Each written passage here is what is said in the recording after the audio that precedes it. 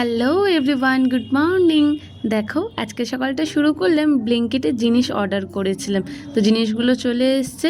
কারণ এই তেল ছাড়া আজকে রান্না করা সম্ভব ছিল না, বাড়িতে এক ফোঁটাও তেল ছিল না।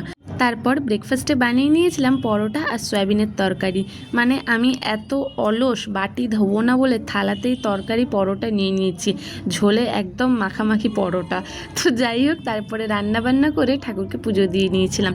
আজকে ছিল শনিবার, তার জন্য দেখো ফুল টুল এনেছে, তো মন ভরে ঠাকুরকে পুজো টুজো দিয়ে দিলাম। আমার ঠাকুর ঘরটা তো একটুখানি তোমাদের সাথে প্রায় সময় আমি শেয়ার করি আমার ঠাকুর ঘরটা।